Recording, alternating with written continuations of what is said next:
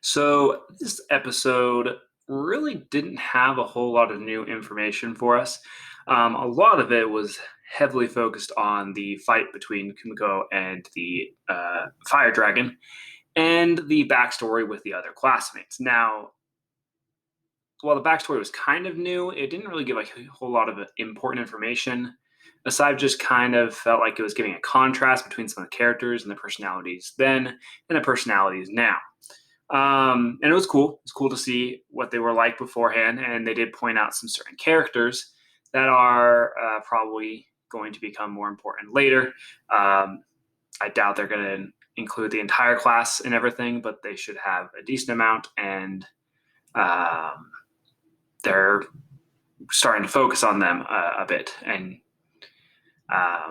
things like that. So I'm really bad at names, so it's really hard for me to keep track of who's who. So I kept having to go back and forth and figure out, wait, which one's which. I had to go to like the first episode and get their names again and figure out which one was which. Some of them were easy because of voice acting, but some of them I was like, which one are you again? So that didn't help at all. But yeah, so and then the transition from the humans to Kumiko is just fantastic because they ask about Wakaba and she's jamming out on a guitar, like imitating Kiss, and I just loved it. It was fantastic. So freaking good. The comedy is so good in this. Just love it. We did learn. I guess we did kind of learn something new, and that was how magic worked. So we got a whole little lecture with her parallel minds on how the magic in this world works and what you need to be able to do it. That's kind of cool if you're into that kind of lore stuff. And then she got another of herself, another mind, another parallel mind. I don't know what to call it exactly. I don't know a simple term for that.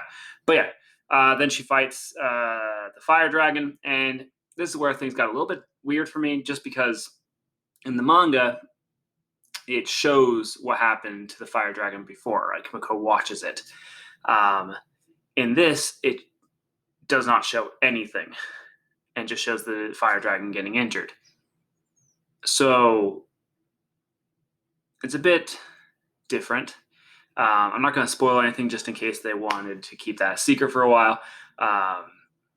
But if you've read the manga, you know, I don't know if the light novel, it is based on the light novel. I don't know if the light novel indicated it. Maybe it didn't. Maybe the manga is just different. I don't know. Maybe the manga just made it up. I really don't know. But we'll find out later. I'm assuming it's going to answer questions later. But yeah, so the fight was pretty good as far as choreographing goes and everything like that. But the dragon just looked off the whole time. He didn't look like, I don't know, just the way his injuries were made him look not as good as some of the other things. And I don't know why, because it's supposed to be like this built-up fight. You think they put a lot more effort into making the CGI model for the dragon significantly better quality than some of the other ones. And it's a little weird. There's some weird inconsistencies with the CGI where like you'll have some monsters that look good and some that just don't. And weirdly enough, it tends to be the monsters that are like a big deal for her to fight, like when she first encounters them and stuff, don't look nearly as good as some of the other ones. Not all the time. Some of the big ones that she fights do look good, but a lot of them have not, and it's kind of disappointing. I've expressed this before. I wish it was more, but I'm going to enjoy what I got, so I'm not going to spend too much time on that. And I don't think I've pointed this out before, or I guess I pointed it out once. With the music, it's very video game like, and especially with the battle with the dragon. It was very boss music like, and I just loved it. It fit really well. Really enjoyed the music on that one. And now they're also trying to bait us again. So we had our bait before where they were like, oh, the hero's going to kill a spider monster, and they kind of trick you into thinking, oh, it's going to be Kumiko.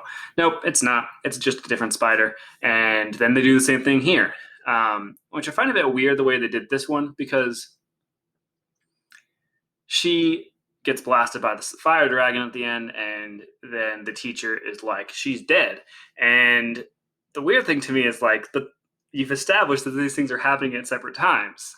So why are you trying to make this something like some trickery going on here? I don't understand why you wanted to do that. So yeah, I mean, maybe they were trying to go to the approach, since her saying that she's dead doesn't necessarily mean that she's physically dead. Could mean a few other things. Maybe she did die of old age. I don't know. It hasn't yet exactly given the duration of time of the skip. We know that there's a time skip. We don't know exactly the difference. But yeah, I mean, you could have it where she's dead physically. You could have it where she's dead like mentally, just gone. You could have her where she acts like a completely different person. It just kind of depends on what exactly they're kind of doing. Of course, it could also mean more, considering the Japanese word that they used might have meant something different that I don't know. Who knows? But this show really loves to try to bait us, but they're also like mediocre at it. So it's almost like watching someone trying to like trick you, but like they're not very good at it, and it's just kind of entertaining. Like, it's not like bad the way they're doing it. It's just not like good either, and I don't know why they're. I don't know. Anyway, overall, the episode was good. Not too much new information or anything like that happened, but yeah, it was pretty good. Thanks for watching. If you enjoyed, make sure you hit that subscribe button and the like button, so you're notified whenever I upload anything else. I also have a Twitch if you are wanting to watch that. But yeah, thanks for watching.